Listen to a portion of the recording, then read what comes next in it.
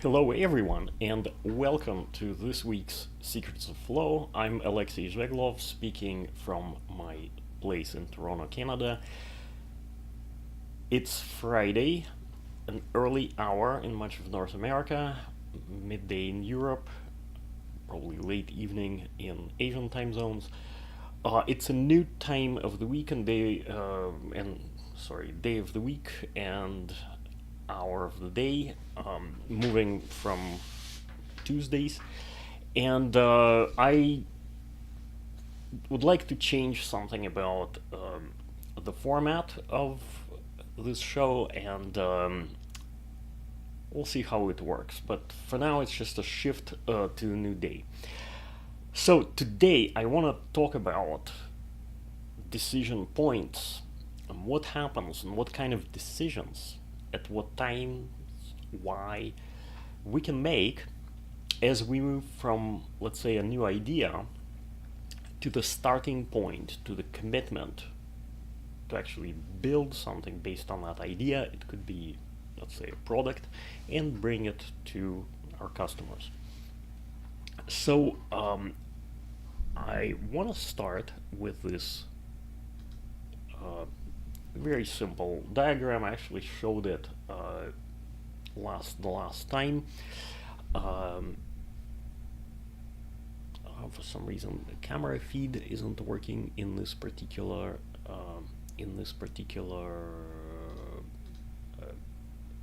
setting. So anyway, it's something I'll fix later.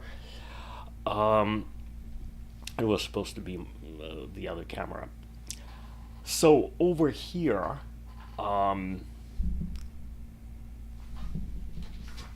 we have a very generic visualization of some kind of process where we start with some rough ideas and somehow gradually select better ideas, perhaps dropping ideas that are just not as good, and then we have some kind of real option, and then there is this interesting dotted line, vertical line on this diagram that represents the point of commitment. We basically commit and start some kind of work, and then there is some kind of pipeline, some process. It could be our process of, let's say, product engineering that builds this thing and delivers it to customers. And just as a connection to the topic I spoke about last week, about agility and about some hidden reserves of it, how often we revisit our options and make commitment decisions right around this midpoint in the process. That's one of the important reserves of business agility. So I use the words real options. What does that really mean? And I'd like to go back for definitions of this. Now, real options is a concept that existed for a while in the financial world, particularly among traders in commodities. In the 20th century, and in the 21st century, this concept crossed into the world of innovation and creating technological products, and there is actually a very cool book about it. It's called Commitment by Olaf Masson and Chris Matz. This book is actually a graphic novel, and it's a business novel in which the main character turns around a struggling product development group and ships a very successful product, but has to learn from various mentors about real options and about having them in the business of our company. So there is a very short 12-word definition of real options that Olaf and Chris gave us. And it says, options have value, options expire, don't commit early unless you know why. All right. So how could that potentially work in practice? And now I just want to make an example, and it's gonna be very simple, and it's gonna take us away a little bit from the world of products. And let's just play a very simple game. Suppose you and your friend follow some kind of team sport. You watch games together, and then one day you decide to predict outcomes of those games, and you enter a prediction contest with your friends. So the way a lot of sports leagues are organized is like this: there's 20 to 30 teams, and they play a long season, and then at the end of the season, maybe 12 or 16, 16 is a good number, teams are selected for playoffs, which is a single elimination tournament, and at the end of it, there's a final game. Only two teams play, obviously, and the winner of the game wins the trophy. So you and your friends compete in predicting who will win the championship each season. But there is a twist to the rules of the game, and it works like this. So you get to pick your preferred winner just before the final game, when all of the teams are eliminated and only two of them are left. Your friend has to pick before the playoffs. There's still 16 teams competing, although there is a fair bit of information about their relative strengths based on the long season. And another friend of yours has to pick the team and predict who will be the champions before the start of the season. Now, who is going to win this game? Well, you will win it most of the time. Sometimes luck will not be on your side. Clearly, the rules of this game are completely unfair and skewed in your favor. Well, what about three product companies where engineering groups have three different lead times capabilities? It's the same thing. And the winning company simply consistently has better options to pick from thanks to that. So sometimes commitment or exercising a real option and turning it into a commitment is decoupled. Sometimes the decision to start something and decision to do it at all in the first place, or perhaps not do it, are made at very different times. Sometimes they're the same. Sometimes you just basically have a proposal.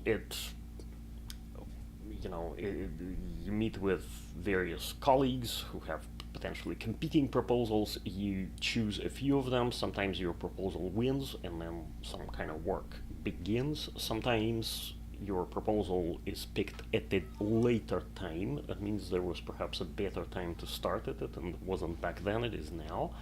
And sometimes your proposal just gets dropped, or it keeps kind of losing in comparison to fresher proposals all the time, and it is dropped de facto. But the decision to start or to do something in the first place or not do it is made right at that moment and at that particular position in the process. But sometimes a decision to do something is made well before. Well, this often happens in, let's say, government regulatory requirements. Basically happens at the moment government writes a new regulation. And then if you are in this regulated business, then of course you have to conform to this requirement, and that means it's an automatic commitment that you're going to do it. You effectively make this commitment when you choose to enter this kind of business. However, when are you going to start work on this? Well, there is usually a good amount of lead time, and if you have a pretty short capability to execute and deliver on these kinds of things, you have some wiggle room. So the actual start date may happen later as you perhaps clear out some of your backlog. Something similar happens in product companies when sometimes features of products that were considered optional suddenly become mandatory. Like, for example, um, let's say it wasn't mandatory, it was considered a luxury on, let's say, smartphones to have multiple lenses for their camera with different focal lengths so you can shoot different kinds of pictures. But that became a must have in a hurry. So, for companies that developed the next generation of their phone product, that particular year, it effectively became kind of a fixed date work item to develop this kind of feature for their product, and they were effectively committed to doing it. Now, the start may have happened a bit later with some lag to perhaps again clear some of the existing product development work. So please be aware the commitment to start and commitment to doing may occur at different points in the process. That was my point. What else I want to say today? Well, let's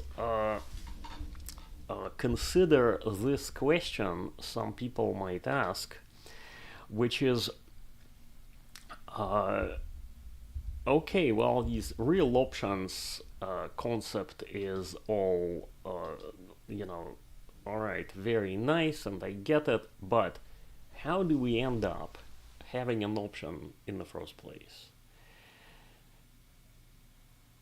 Right? So when the problem is getting an option, creating it, rather than already having it and choosing when to decide and deferring commitment. So,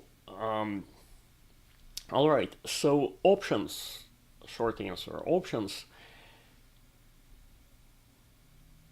start with a source which is basically your fresh new ideas about what to do in your business. And then there's some moments when you have to filter out some of your ideas are just better than others. That means others are just not as good. And gradually, the smaller subset of better ideas, those are your real options to actually build some embodiment of your idea into your product. There often, in a lot of businesses, and this is a broad generalization, there are two types of risks that affect filtering of ideas so that we can select better real options.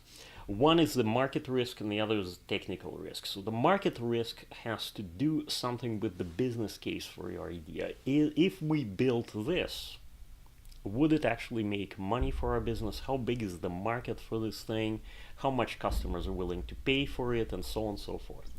The second big category of risks is technical, and that's well, how technically feasible is this idea? How much does it cost? How long will it take? Do we have the capability for it in the company? Are there some very hard problems that we need to solve in order to build this thing? I recall famous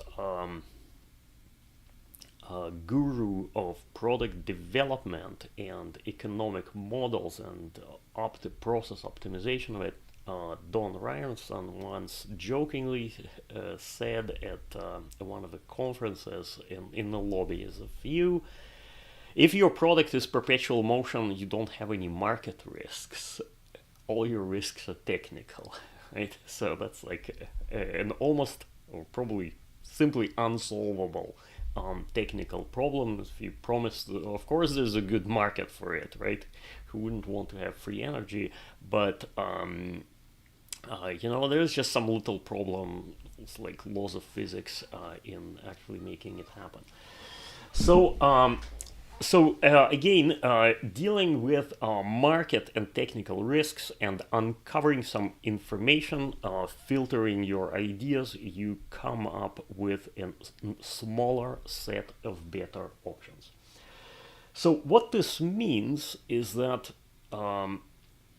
there may be actually multiple decision points in your process. Decision to drop some ideas just because they're just not good ideas for your business based on some objective market information. There may be a decision to commit to doing something. There may be a decision to drop some idea or somehow change a plan for how you'd go about implementing it based on some technical risk information. And then there is a decision about the optimal time to start, which could be now, could be in the next planning cycle, could have been in the previous planning cycle, and so on.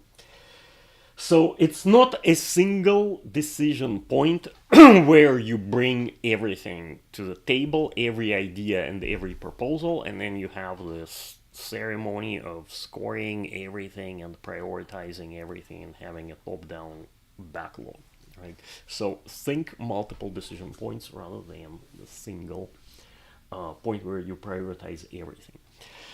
I should also point out there is a big value in information. So as I spoke about various risks and how they affect decisions you make in your product business, clearly information plays a big role in it. So it's important to have some basic map of your process where you have, let's say, these decision points follow each other, and figure out what information you really need to make a decision and at what point in the process it is actually necessary and what information you don't need. Nimble entrepreneurs moving very fast with their ideas, deciding to build them, actually building them and delivering them, don't waste time gathering information that matters in their business decisions. So they know what information they need about technical risks, what they need to know about the market. Once they have enough information, they move on with the idea, it becomes a real option, and now it's only a matter of when. If not, they drop an idea and they have plenty of others to choose from.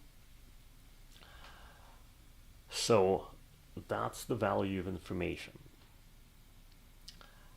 Sometimes there is a different order of discovering this information. I kind of put the market risk before technical risk as I described, let's say, a generic technology development process.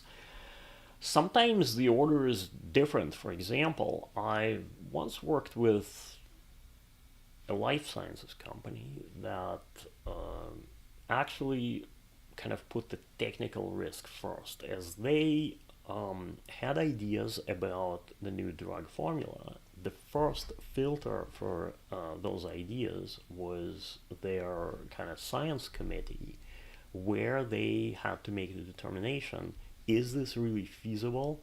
Does kind of the state-of-the-art science and technology even know how to make this type of formula?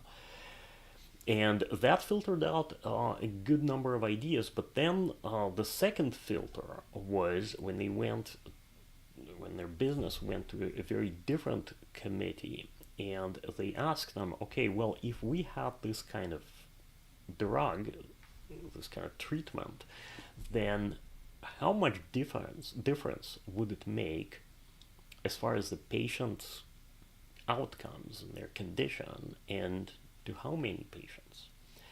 And you need a very different expert to answer this question. So effectively, they're trying to determine the value of this potential new treatment and the size of the market for it.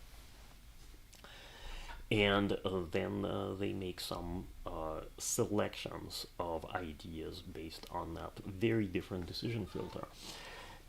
So that's kind of a very opposite process than, let's say, what we typically see in the information technology world. And of course, I suppose it is entirely possible that different bits of information, both on the market side and on the technical side, arrive perhaps in no particular order, and you just make use of that information when it becomes available. So, one more decision point besides these idea filters that gradually turn your set of rough ideas into real options, besides the commitment to doing and commitment to start, there could be a moment when you just came up with an idea, you haven't really done anything with it just yet, and you wonder when is a good time to start exploring this idea, because it's going to take some time.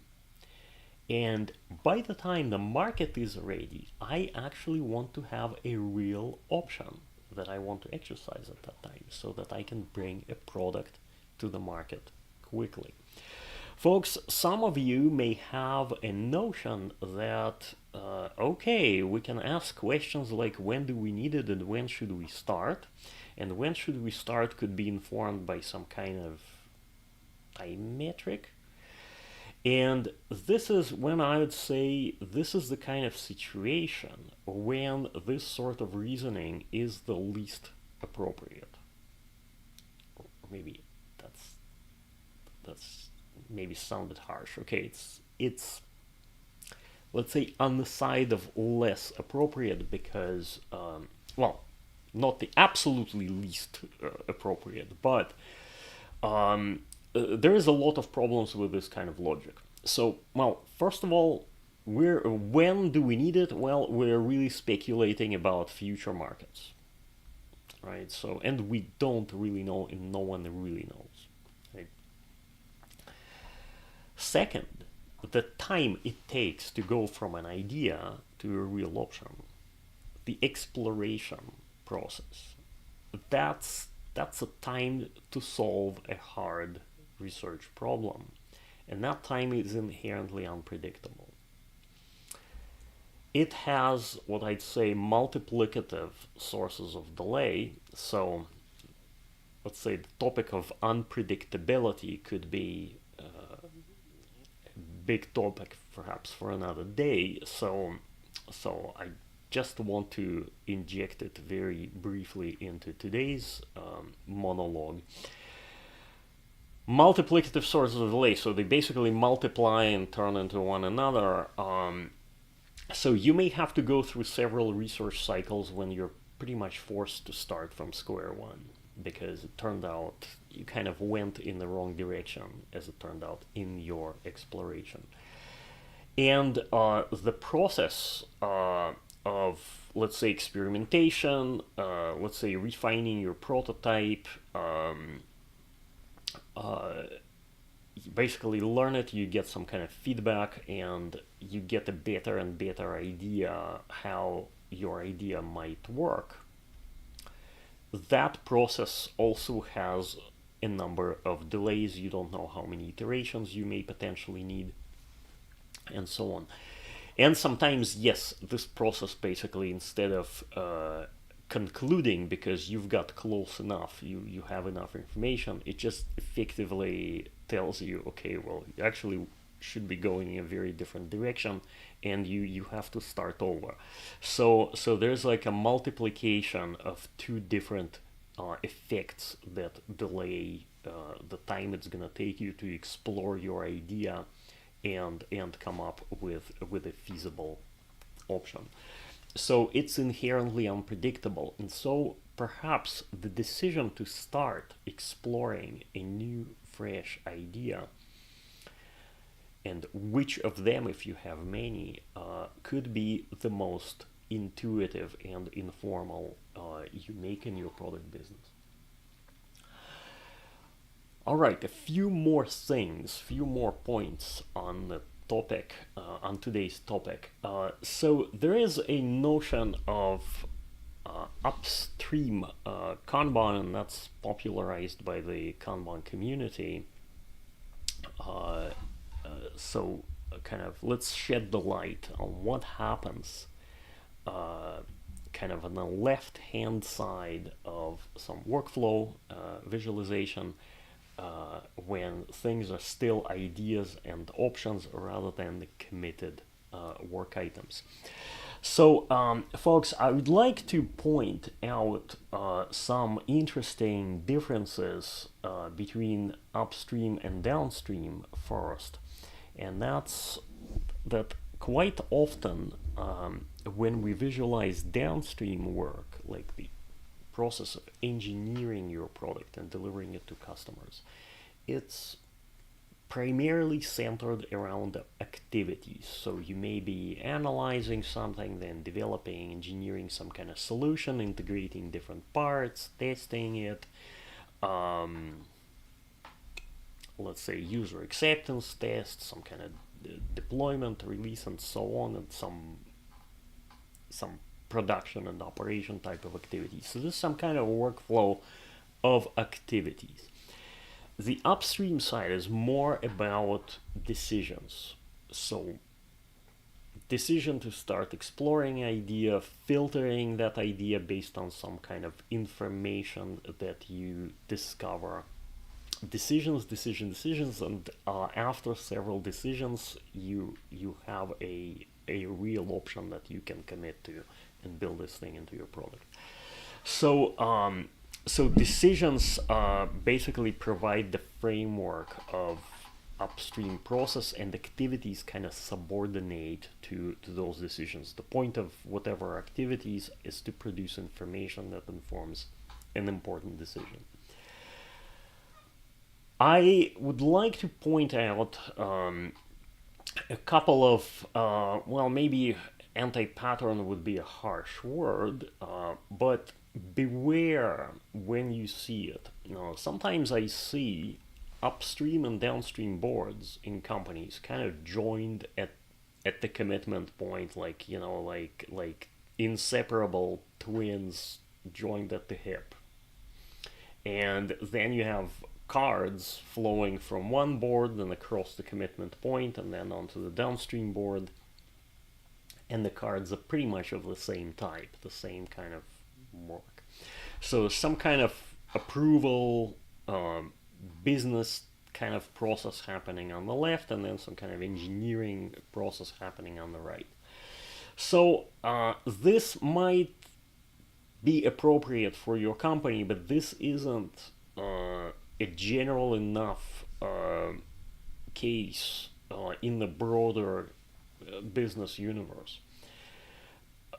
So the upstream process, the idea into option kind of process, the funnel, if you will, doesn't really serve the purpose of feeding the team. This is not why it exists. It exists to explore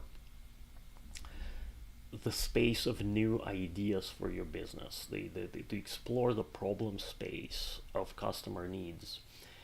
And at the end of this process, you may end up with a wide variety of possibilities. Well, obviously, some ideas are just not feasible, and some ideas just aren't good for business. But if they are good, if they turn into real options, that could be, perhaps simply a work item on that. It could be a work item on that downstream board, but it could also be perhaps a work item of a different type.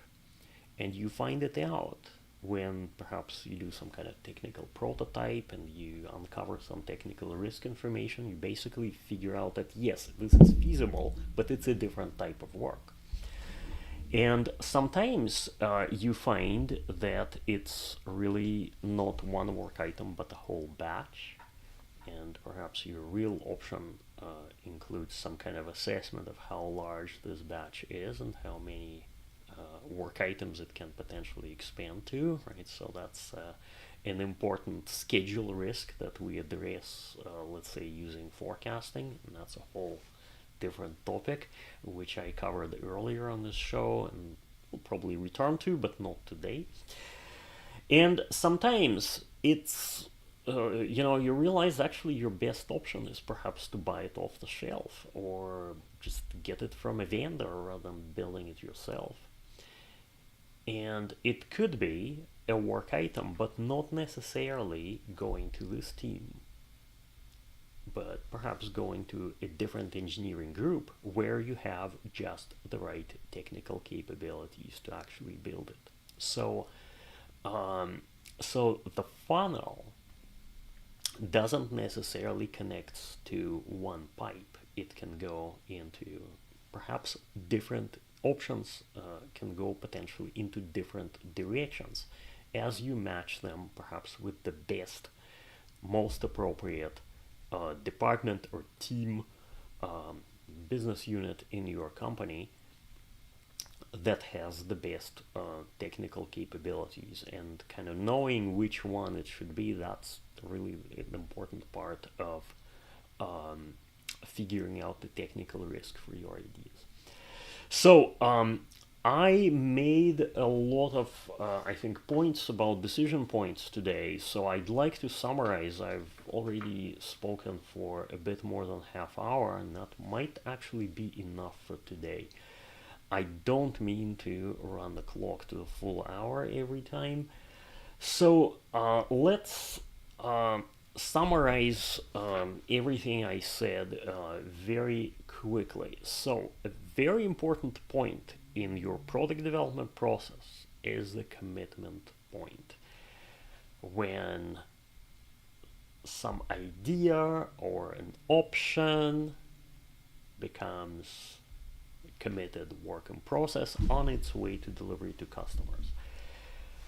Real options, like the notion, the theory, and practice of it, options have value, options expire, don't commit early until you know why, may be very important to you at this commitment point. Commitment to starting and commitment to doing something may be decoupled, and the corresponding two decisions may take place at very different times in the process, at very different points in the process. This happens obviously a lot with government regulatory requirements, but it also happens in product companies when their markets make sudden shifts as far as customer preferences and expectations. Sometimes a bigger problem is not deferring commitment to an option, holding on to it, but somehow ending up having an option. And how you do it? Well, options originate from ideas. You gradually filter those ideas and end up with a narrow set of options. So you need a lot of ideas if you need a good set of options in your business. How does that filtering work? Well, the two primary buckets of risks you have to deal with when filtering ideas are market risks and technical risks, and you may have multiple decision points related to each. And at those points, you promote better ideas, and they move further on their way to becoming real options, and you drop ideas that were just a good idea at the time. I'd like to emphasize the word multiple decision points, gradually filtering out your ideas, rather than a single decision point where everyone brings their idea and proposal to the table and you prioritize everything. So prioritize everything in one big meeting. That's not necessarily a bad model, but it has its limitations, which should be obvious by now. It's important to connect the value of information that you discover about your market, about your technology, that guides your decisions, and having some agreements with your colleagues what type of information you need for what type of decision in your process. And one important reserve of improvement is that if some type of information doesn't matter at this decision point, it matters perhaps at a different time, different moment in your process. Well, let's not waste time on it. We have enough information to move forward and make a decision. All right, so fast-moving, nimble entrepreneurs are good at not overloading their process with the information they don't really need. Sometimes you discover this information in a particular fixed order in your process. Let's say market information first, technical risk information later, but this is not mandatory. Sometimes it happens in exactly the opposite order, and sometimes in no particular order. The decision to start exploring an idea, yet another decision point, perhaps the very earliest one in the product development process, and it's perhaps the most intuitive because well, there is actually very little information available. That's the nature of being at the very beginning. Folks, the kind of body of knowledge known as Upstream Kanban is worth exploring. So there is both theory, guidance, and a lot of practice in the last decade. So of course I recommend exploring that. And beware of some simplifications of upstream and its connection to the downstream, let's say, product engineering work. Don't assume it's always going to be like a funnel connected to a pipe and some work items basically move from funnel across the commitment point and into the pipe. There could be a lot of different outcomes of the upstream, and it doesn't really exist only for the purpose of feeding the team. So it could be a work item, could be a different type of work item, could be a batch, could be a work item on a different service, and could be a combination of all the above, or it could be buy off the shelf. So, even short of summary, think multiple, not plural, multiple, not single, multiple and plural, not single, decision points, risk variables that you may need at different decision points, and potentially different directions that your refined idea that has now become a real ready option can go into. Maybe to this team, but maybe to over there, or maybe to some other department in your company that has the best technical capabilities for it. So, all right, let's wrap this up. Thank you very much for listening or watching. I'm Alexei Zheglov, speaking from my place in Toronto, Canada.